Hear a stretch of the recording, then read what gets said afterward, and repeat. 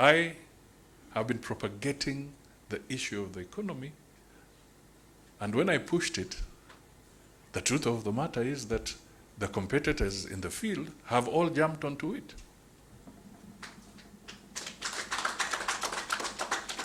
Sometimes it's important, if people don't give you the credit, sometimes you must blow your own trumpet, because nobody will blow it for you.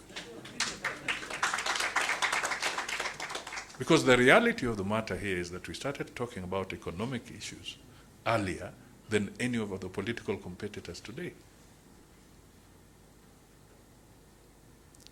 Now, when we say uchumi bora, pesa mfukoni, now somebody comes up with a hashtag and says uchumi mashinani.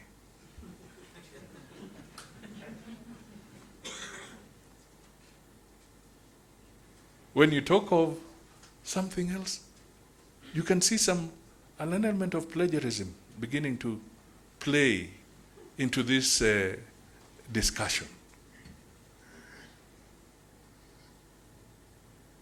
So let us be very careful. Let us not dwell on what are perceived as economic models. Let us create stability. Let us get people to vote wisely. And then let the institutions that are supposed to function appropriately. I want us to debunk this notion that it is about economic models.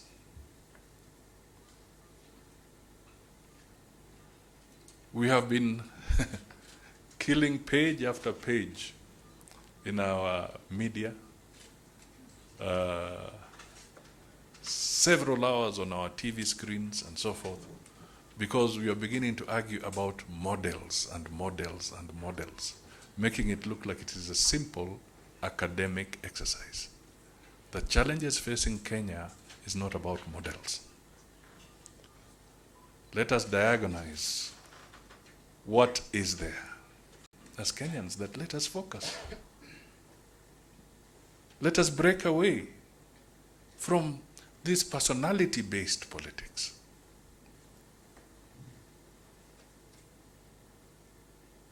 I remind people of two great politicians in this country. One was Dr. Zachary Onyonka, may his soul rest in peace. And another was a Nairobi politician, a friend of mine called David Wengine. Very interesting. When you go to the Hansard in Parliament, you will see what Zachary Onyonka would talk about in terms of what we ought to do as a nation to revamp our economy, to create jobs. When you went to the Hansard, very huge contributions. When it came to him being covered by members of the Fourth Estate who are here, he would barely get a paragraph. Then David Mwenje, who would come in and enter with a tiff with the speaker, would get the headline, but what Zachary Onyonka had said vanishes.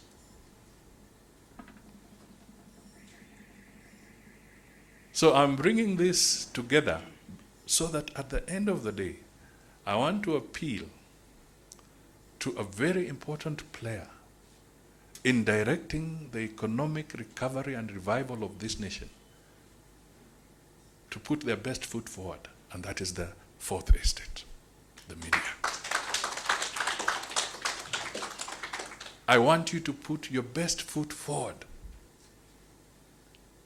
in getting the right discourse in this country. And let me tell you, as much as my profile is good, as much as I fought and liberalized the economy, let me tell you, those 5 million voters that are going to come into the voters register are not going to be interested in that. To them, they'll be interested in pesa fukoni. That is what they'll be looking for. They'll be looking at people who will create jobs and be able to have, give them sufficient disposable income. That is what they're going to be looking for. So we as a nation must prepare ourselves for that. That is what is going to change things. That is what is going to create stability. But I'm telling you, if you tell them that I fought for independence, they will not remember. They'll tell you if you were there at that time, you would have done exactly the same thing.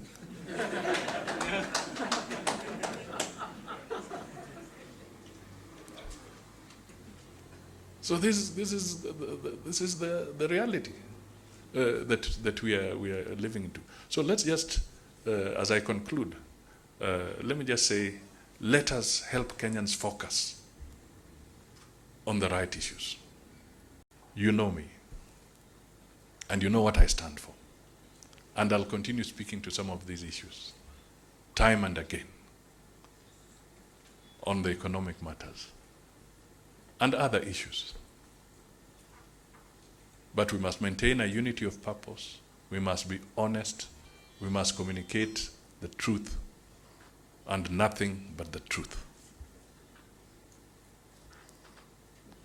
Let us move away from rumor mongering.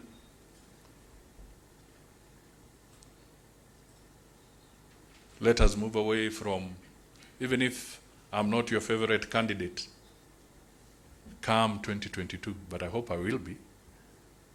But even if I'm not your favorite candidate, let us not engage in falsehoods against others.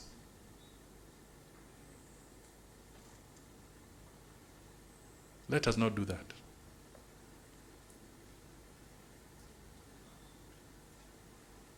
Let us speak things as they are. I know propaganda is a political tool, but you must also be intelligent in the way you bring out the propaganda.